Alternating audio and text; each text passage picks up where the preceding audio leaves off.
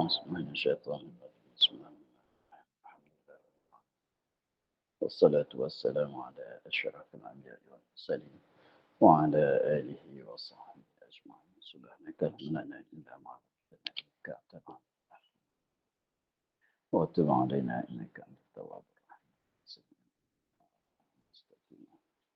وهداية من الله ولا قوة إلا بالله لا حول ولا قوة إلا بالله لا حول ولا قوة إلا بالله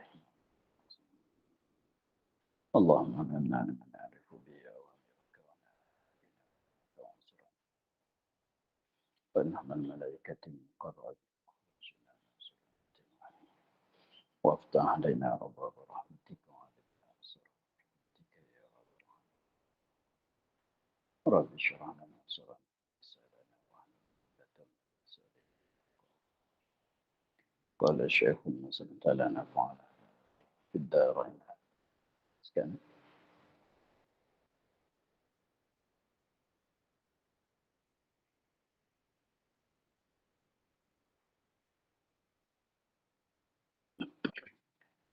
dan tiada bagi yang lain daripada Allah Ta'ala itu sifat seperti sifat Allah.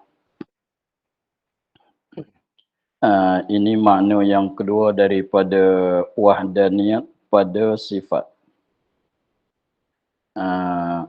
Yang mana kata belum padaninya dan mana asa pada sifat itu bahwasanya tiada berbilang sifat Allah Ta'ala daripada satu jenis. Seperti dua kudrat dan dua iradat dan dua ilmu. Makna yang pertama daripada dua makna bagi wahdaniyat pada sifat tu ialah dia katanya dan makna asal pada sifat itu bahwasanya tiada berbilang sifat Allah Ta'ala daripada satu jenis. Maknanya banyak tu banyak jenis. Yang kata banyak tiada terhingga tu banyak pada jenis. Adapun di satu jenis tu ada satu saja. Itu makna yang pertama. Dan lagi tiada, ini makna yang kedua bagi wahdaniyat pada sifat. Dan tiada bagi yang lain daripada Allah, sifat seperti sifat Allah. Maknanya kalau ada tu maknanya di Allah ada kudrat, di zat yang lain daripada Allah ada kudrat yang sama dengan kudrat Allah Ta'ala juga. Ada pada Allah Ta'ala iradat dan ada pada zat yang lain daripada Allah iradat yang seperti iradat Allah. Maka itu kita nafikan dengan kata wahdaniyat pada zat. Dengan maknanya kudrat yang ada pada Allah Ta'ala itu hanya ada pada Allah, tidak ada yang lain. Hanya kalau muafakat pada nama tu tidak jadi masalah. Seperti ilmu pada Allah, ilmu pada kita. Maka ilmu kita, ilmu Allah berlainan. Kekuasaan, kuasa kita, kuasa Allah berlainan. Itu sama pada nama saja. Adapun pada hakikat perkara tu berlainan. Maka di sini dia katanya tiada yang lain, tiada bagi yang lain. Jadi tiada bagi zat yang lain daripada Allah, yakni daripada zat Allah. Tiada bagi yang lain, yakni tiada bagi zat yang lain daripada Allah, ya daripada zat Allah. Itu sifat yang seperti sifat Allah, ini sifat yang seperti yang sama serupa dengan sifat Allah. Yang seperti sifat Allah mana yang sama yang serupa dengan sifat Allah. Yang maknanya sama pada sifat Allah tu sama pada hakikat, pada diri perkara. Jadi kalau kata ilmu Allah Ta'ala tahu dengan segala juz'i, tahu dengan segala perkara, maka ilmu yang lain pun tahu dengan segala perkara juga. ilmu Allah Ta'ala qadim, ilmu yang ada pada yang lain daripada Allah Ta'ala pun qadim juga. Itulah makna kata sama. Adapun ilmu pada kita baru, ilmu pada Allah qadim, ilmu kita tak dapat tidak kena usaha, ilmu Allah Ta'ala tidak dengan usaha. Itu dah berlainan. Hanya muafakat pada pada nama saja.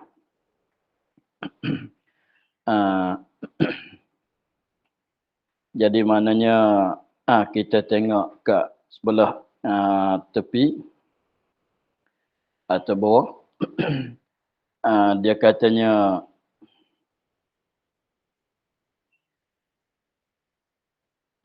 pada kata dan katanya tiada berbilang sifat Allah Ta'ala. Dan katanya tiada berbilang sifat Allah Ta'ala. Apa tu lepas pada tu dia tulis alif lam kha. Ada tulis alif lam kha, itu baca bahasa Arab tu. Rekasan daripada ila akhirih. Itu rekasan daripada itu huruf haraf rumuz dia panggil. Rekasan daripada ila hingga akhir. Maknanya ila akhir hingga akhirnya. Iaitu katanya tiada berbilang sifat Allah Ta'ala daripada satu jenis tu, isyarat pada menafikan kam muttasil pada sifat. Itu nak isyarat kepada nafikan kam muttasil pada sifat. Dan katanya tiada bagi yang lain daripada Allah Ta'ala itu sifat seperti sifat Allah, mana yang kedua. Maka iaitu isyarat kepada menafikan kam munfasil, al-munfasil pada sifat. Iaitu menafikan ada bandingan sifat pada sifat Allah. Jadi dua makna tu menafikan kam muttasil dan menafikan munfasil pada sifat. Jadi maknanya kalau muttasil tu, kalau kam muttasil pada sifat tu maknanya pada suatu zat ada dua sifat. Pada satu zat tu ada dua sifat. Zat Allah Ta'ala satu ada dua kudrat. Dua sifat yang daripada satu jenis. Allah mempunyai dua kudrat. Allah mempunyai dua ilmu. Dua sifat ilmu. Dua-dua ilmu tu ada di satu zat. Dua-dua ilmu tu ada di satu zat. Kalau nak banding, banding saja. Seperti kita ada dua tangan. Tapi memanglah tangan tu bukan sifat.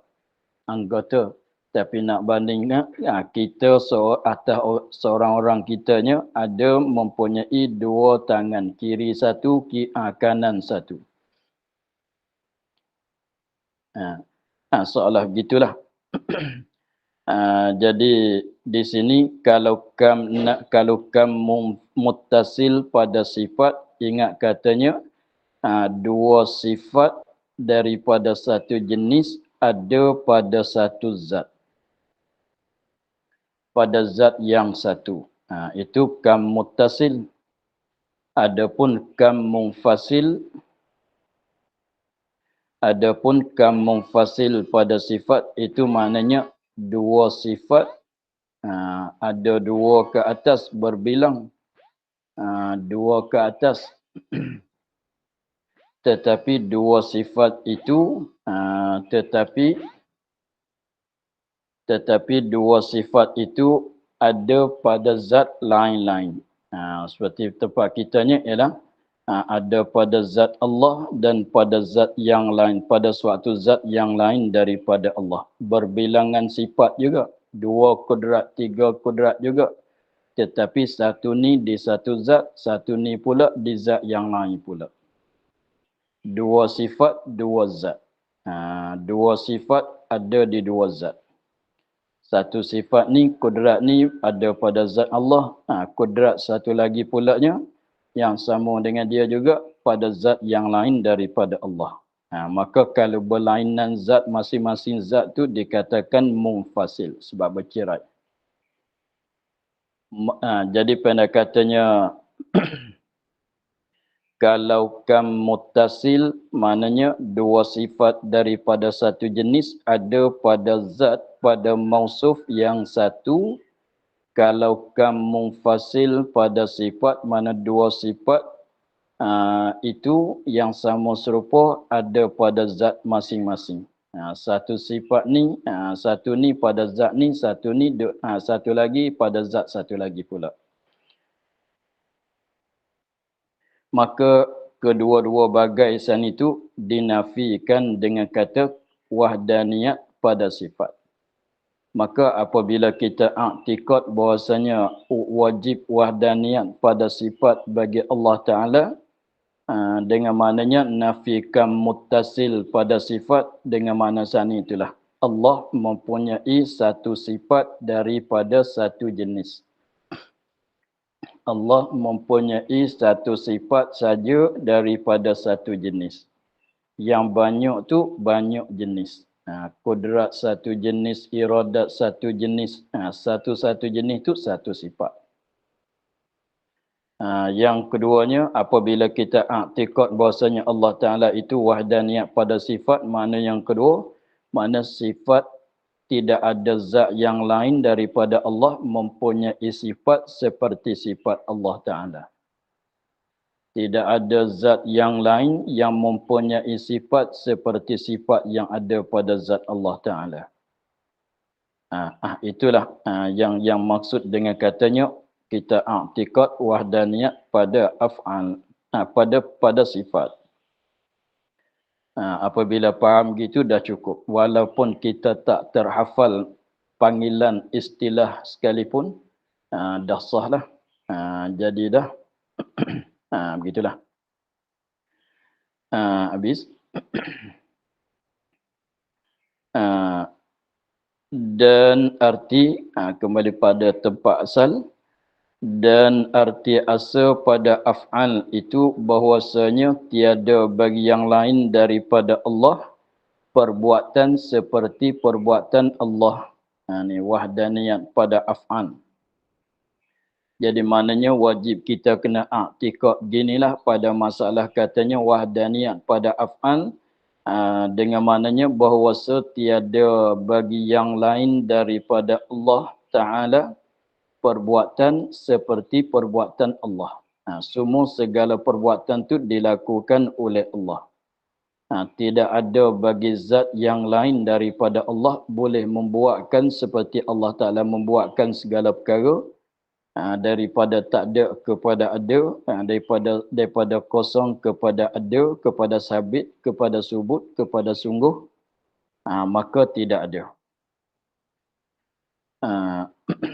Itu maknanya wahdaniyat pada af'an. Segala perbuatan tu ialah yang berlaku di atas dunia ini, pada alam ini, hanya perbuatan Allah Ta'ala saja. Hanya perbuatan Allah Ta'ala saja. Yang lain daripada Allah Ta'ala tidak ada siapa yang boleh membuatkan seperti perbuatan Allah Ta'ala.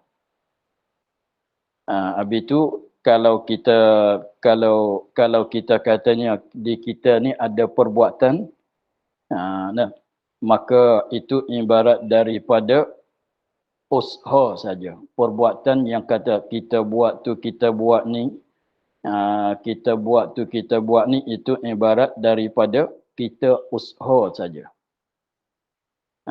Kita usaha saja sebagaimana maklum di dalam bahasan kudrat lagi akan datang. Maknanya kalau kata kita hamba membuat, maka buat kita tu dengan maknanya kita usaha saja. Kita berdiri maknanya kita usaha berdiri. Kita duduk maknanya kita usaha duduk. Kita menulis maknanya kita usaha menulis. Usaha saja. Jadi maknanya kudrat yang ada di kitanya sekadar guna untuk nak kasbun, untuk nak usaha saja. Untuk nak kasbun, untuk nak usaha saja. Tetapi yang memberi kesan tu ialah Allah Ta'ala. Kita sekadar usaha saja, bagi jadi, bagi bergerak semuanya Allah Ta'ala. Bukan kita. Jadi maknanya kita usaha, Allah Ta'ala memberi kesan. Memberi jadi, memberi berlaku. Kita usaha, Allah Ta'ala bagi jadi, bagi berlaku. Jadi maknanya segala perbuatan yang kita maksud di sininya ialah bagi jadi. Perbuatan maksudnya memberi kesan. Memberi kesan, beri jadi, beri berlaku itu ialah Allah Ta'ala. Adapun kitanya ialah sekadar kasbun usaha saja. Jadi maknanya dengan sebab tilik kepada perbuatan, dimaksud dengan kata perbuatan tu ialah memberi kesan. Daripada diam kepada jadi bergerak, daripada tak ada kepada ada, daripada panas kepada jadi sejuk, daripada sehat kepada sakit, sakit kepada sehat, dan lain-lain lagi lah. Maka adalah perbuatan Allah Ta'ala saja. Jadi maknanya semua segala perbuatan adalah perbuatan Allah Ta'ala. Memberi kesan tu ialah Allah Ta'ala. Kita i'tikad begitu, itulah mana kata kita i'tikad wahdaniyat pada af'al. Maka kita tengok kat bawah pula, dia katanya dan katanya tiada bagi yang lain daripada Allah Ta'ala perbuatan seperti perbuatan Allah, iaitu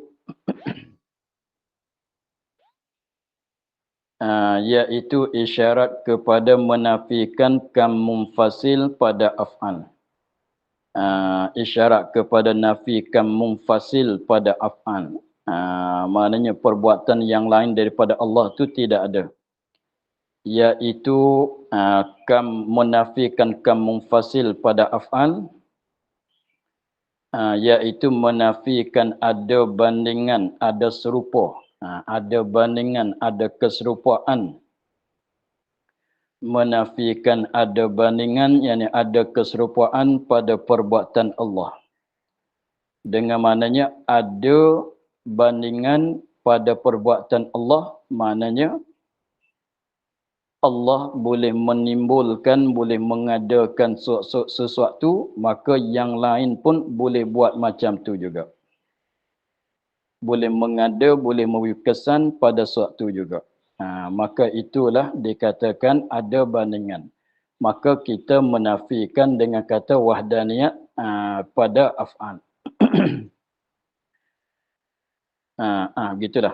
Jadi maknanya kalau kita katanya benda lain daripada Allah boleh mengadakan, boleh membuatkan perkara-perkara, maknanya jadi Allah pun bagi Allah pun ada perbuatan, bagi yang lain pun ada perbuatan. Jadi perbuatan tu banyak. Fa'il yang membuat pun banyak. Fa'il yang membuat banyak, perbuatan pun banyak. Maka itu maknanya tidak wahdaniyat pada af'al. Kalau wahdaniyat pada af'al, mana yang membuat tu satu, perbuatan tu banyak. Yang membuatkan itu satu saja ialah Allah, perbuatan itu banyak. Habis itu yang lain pada Allah tidak ada mempunyai perbuatan. Yang lain daripada Allah tidak mempunyai perbuatan, tidak boleh membuatkan apa-apa, dengan mana memberi kesan, beri jadi, beri berlaku. Adapun satu laginya apa dia? Kam muttasil pada af'al. Kam muttasil pada af'al itu adalah wajib, bukan mustahil. Kam muttasil pada af'al, dengan mana segala perbuatan tu perbuatan Allah. Perbuatan banyak hanya hasil daripada kudrat Allah. Segala perbuatan tu perbuatan Allah. Dan kalau kam muttasil dengan maknanya begitu adalah wajib. Segala perbuatan tu banyak, hanya fa'il tu Allah.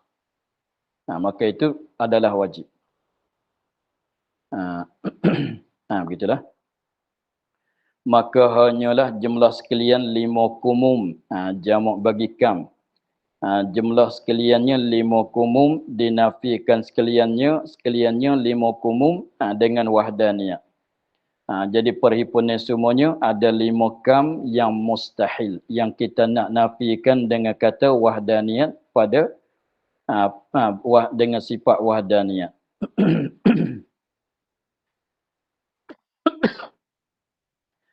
Dia katanya maka hanyalah jumlah sekalian kumum, sekaliannya 5 kumum. Mana 5 kumum? 5 kam. Kam muttasil pada zat. Kam munfasil pada zat. 2. Kam muttasil pada sifat. Kam munfasil pada sifat. Dan kam munfasil pada af'an. 5.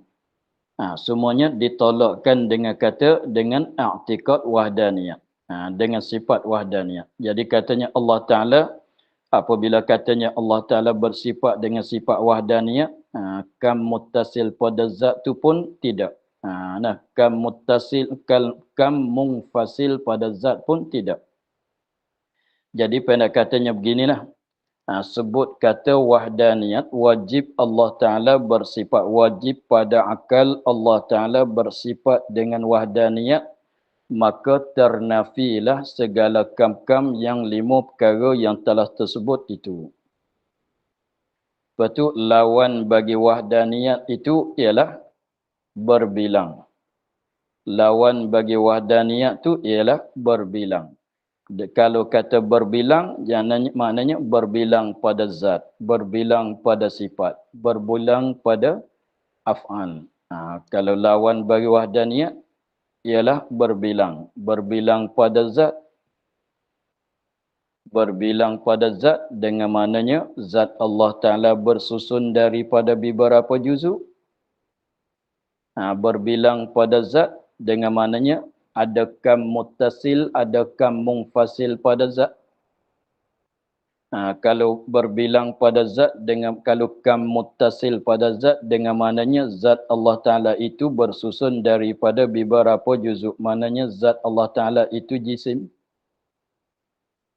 Dan satu laginya, kalau berbilang pada zat dengan maknanya dengan mana ada kam munfasil, dengan maknanya ada satu zat yang lain daripada zat Allah, jadi Tuhan juga seperti Allah. Jadi Tuhan tu dua, zat Allah satu jadi Tuhan, dan lain lagi daripada Allah jadi Tuhan juga. Itu maknanya berbilang pada zat. Dan kalau berbilang pada sifat pulanya, mana sabit kam muttasil pada zat. Kalau berbilang pada sifat, sabitkan muttasil pada sifat dengan maknanya Allah mempunyai 2 kudrat, 3 kudrat, 5 kudrat, 2 iradat, 10 iradat. Mana begitu? Dan satu laginya kalau berbilang pada sifat dengan mana sabitkan munfasil pada sifat dengan maknanya pada Allah ada sifat kudrat dan pada zat yang lain daripada Allah ada kudrat macam kudrat Allah Ta'ala juga. Itu mustahil. Begitulah. Lepas tu kalau wahdaniyah berbilang pada af'al, pada perbuatan berbilang pada af'al, sabitkan munfasil pada af'al, maka jadi katanya Allah mengadakan segala perbuatan, maka yang lain daripada Allah ada mengadakan perbuatan seperti perbuatan Allah Ta'ala. Maka itu semua 5 perkara tu maknanya kam muttasil pada zat, kam munfasil pada sifat, kam muttasil apa dia sekali lagi, maknanya kam muttasil pada sifat. Mustahil sebab masuk dalam kata berbilang. Kam munfasil pada zat pun mustahil sebab masuk di bawah kata berbilang zat. Kam muttasil pada sifat pun mustahil sebab masuk di bawah kata berbilang sifat. Kam munfasil pada sifat pun mustahil sebab masuk di kata berbilang pada sifat. Kam munfasil pada af'al pun mustahil juga. Mustahil juga dengan mana katanya ada perbuatan itu apa? Ada perbuatan bagi yang lain daripada Allah. Maka lima-lima kam tu adalah mustahil sebab melawani dengan sifat wahdaniyat. Apabila kita i'tikad kata Allah Taala wajib bersifat dengan sifat wahdaniyat, maka segala kam-kam yang lima tu dinafikan. Dengan sebab lima-lima kam tu adalah perkara yang mustahil pada akal.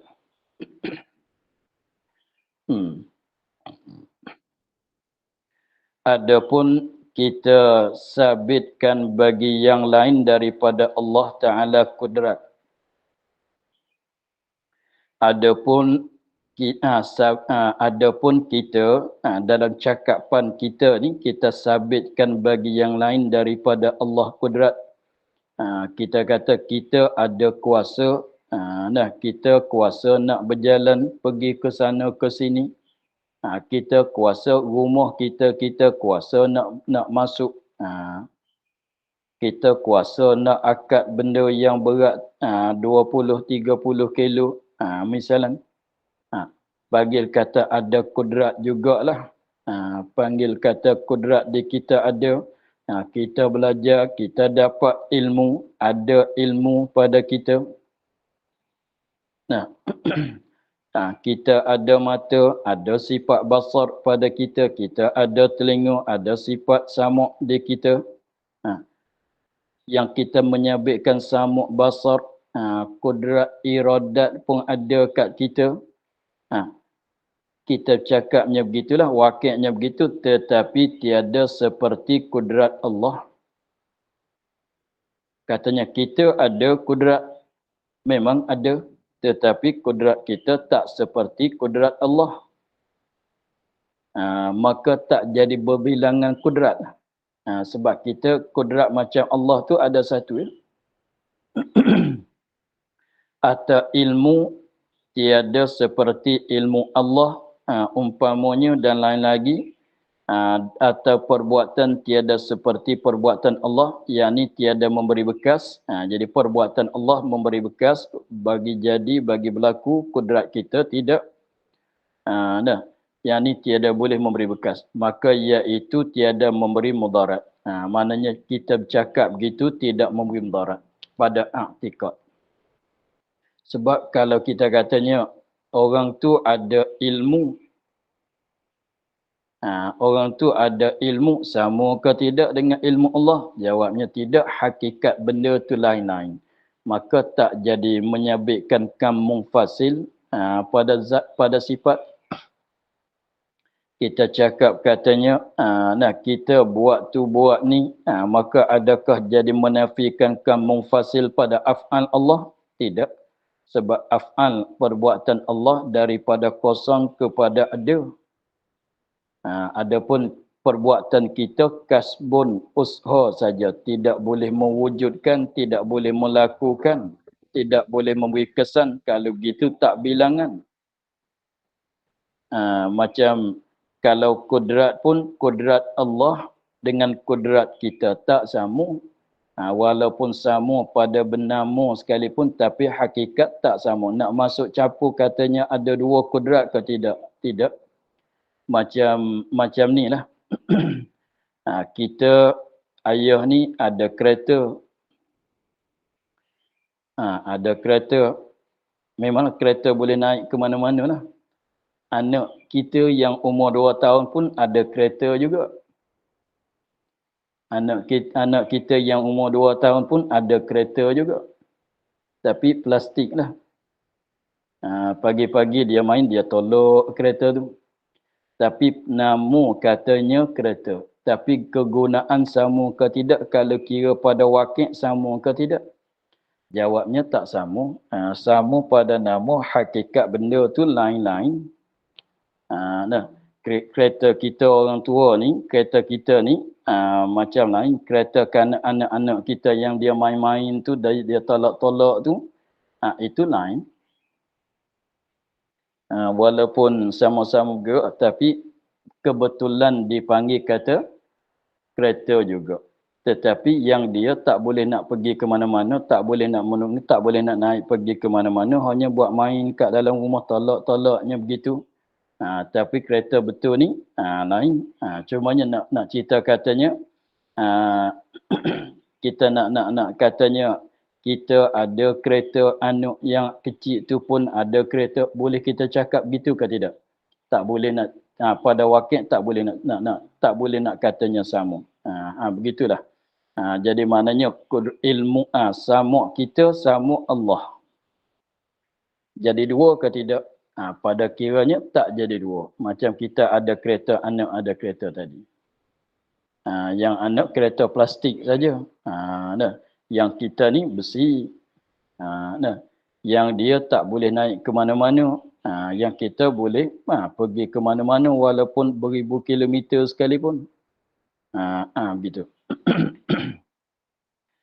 Itulah masalah katanya wahdaniyat. Kemudian kita tengok kepada dalil pula. Dan dalil wahdaniyat itu kerana jikalau berbilang Tuhan. Nak tanya dulu. Berbilang Tuhan. Berbilang Tuhan ni masuk dalam mana? Berbilang Tuhan, yakni berbilang zat Tuhan. Kerana jikalau berbilang Tuhan, yakni berbilang zat Tuhan. Berbilang zat Tuhan ni apa kita panggil? Kam apa dia? Kam munfasil pada zat. Kam munfasil pada zat. Kerana jikalau berbilang Tuhan, berbilang zat Tuhan, ada banyak Allah satu zat, Tuhan juga, dan ada lagi zat yang jadi Tuhan seperti Allah. Itu mana berbilang Tuhan, maknanya di sini tu nak cerita katanya dalil wahdaniyat itu kerana jikalau ini dalil bagi wahdaniyat pada zat saja. Ini dengan secara halusnya, ini dalil bagi nafi kam munfasil pada zat. Padahalnya, sebut kata wahdaniyat menafikan kam, lima kam. Padahal sebut kata wahdaniyat menafikan lima kam. Lima kam dia panggil lima kumum. Padahalnya wahdaniyat menafikan lima kam. Tetapi dalil dia datang di sini, dalil bagi menafikan kam munfasil pada zat sahaja. Maknanya dalil di sini tak meratai.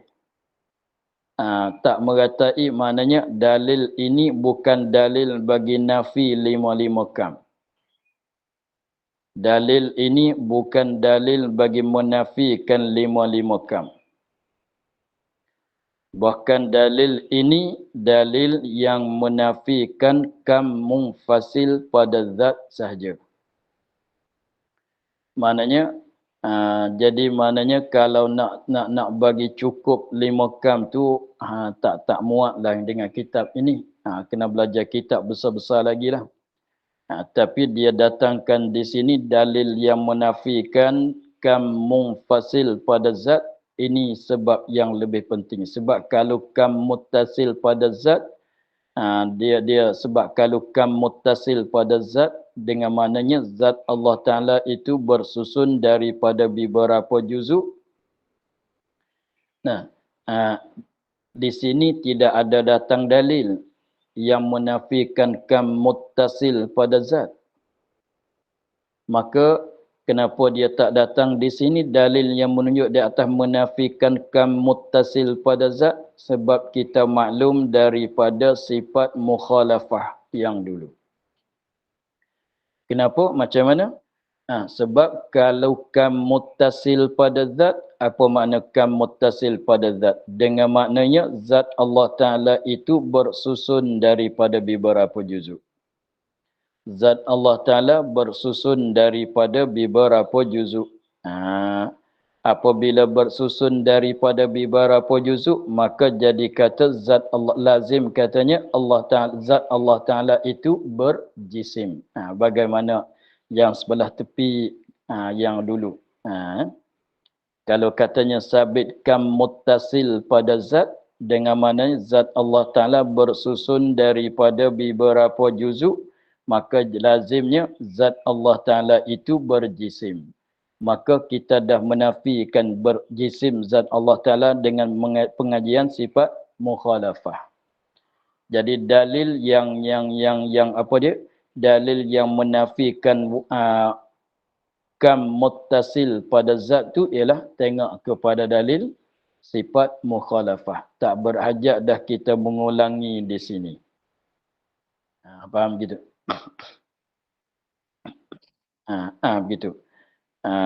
Jadi maknanya sini kita nak cakap pasal dalil wahdaniyah ni. Dalil wahdaniyah ialah dalil menafikan kam munfasil pada zat.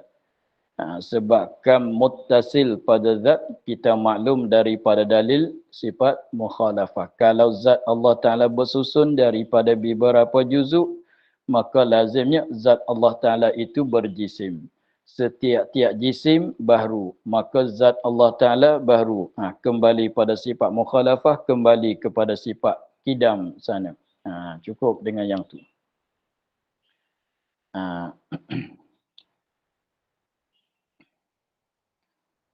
Adapun dalil apabila kita faham daripada dalil menafikan kam munfasil pada zat. Apabila kita faham akan dalil yang menafikan kam munfasil pada zat yang ada sebut di sini, kerana jikalau berbilang Tuhan, maka kita boleh faham di sini juga akan cara dalil menafikan kam muttasil munfasil pada af'al, pada sifat.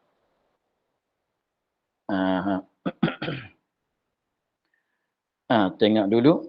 Dia kata di sini, dan dalil wahdaniyah, iaitu kerana jikalau berbilang Tuhan, berbilang zat Tuhan, zat yang jadi Tuhan tu banyak, 2, 3, 4.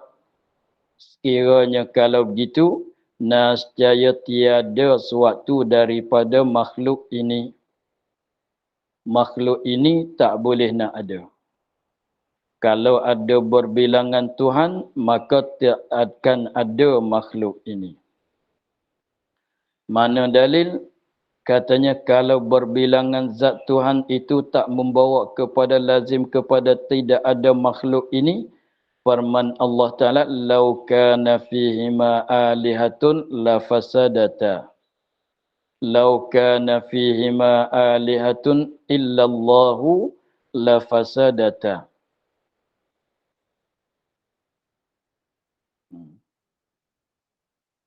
Artinya, jikalau ada pada langit dan bumi, maksudnya pada alam inilah. Jikalau ada pada langit dan bumi, ada apa? Ada beberapa Tuhan. Ada beberapa Tuhan, ada banyak Tuhan, 2 ke atas. Beberapa Tuhan tu lain daripada Allah. Dengan maknanya, ada Tuhan yang lain, ada lagi Tuhan yang lain daripada Allah. Nascaya binasa keduanya. Langit bumi ini binasa. Tak jadi teratur. Binasa dengan mana hancur dan tak jadi berteratur macam kita tengok sekarang. Kenapa? Kenapa kalau ada dua Tuhan membawa kepada tidak ada langit bumi?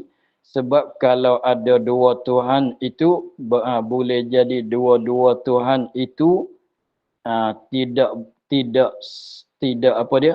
Tidak selorong. Bersalahan yang nun nak, yang ni tak nak. Kita katanya kalau dua Tuhan boleh jadi Allah nak bagi ada bumi, Tuhan satu lagi tak nak bagi ada bumi. Yang nu nak bagi ada, yang ni tak nak bagi ada. Begitulah. Maka akan tak boleh nak ada langit dan bumi. Dengan maknanya mustahil nak ada langit dan bumi. Mustahil ada langit dan bumi. Maka macam mana tu? Tu kita panjanglah bahasan dia tu. Sekiranya kalau ada dua Tuhan, maka boleh jadi dua Tuhan tu bersepakat. Bersepakat sama-sama nak. Sama-sama nak. Boleh jadi juga dua Tuhan itu berselisihan. Yang nu nak, yang ni tak nak.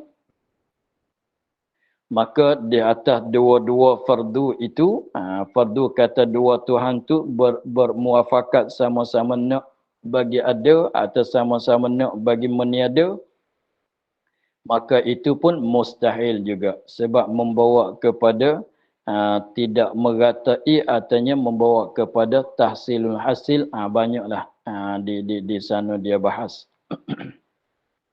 Jadi maknanya sini hari ni kita tak nak panjanglah. Masalah katanya kalau dua tu jadi bersalahan, jadi muafakat macam mana? Kalau muafakat tu apa makna? Kalau muafakat tu macam mana? Kalau bersalahan tu macam mana? Sebabnya kita rekas-rekasnya beginilah. Kalau ada dua Tuhan, fardunya kalau dua Tuhan itu bersalahan. Sebab maksud daripada ayat ni rusak langit bumi, maknanya langit bumi tak boleh nak ada. Langit bumi tak boleh nak ada.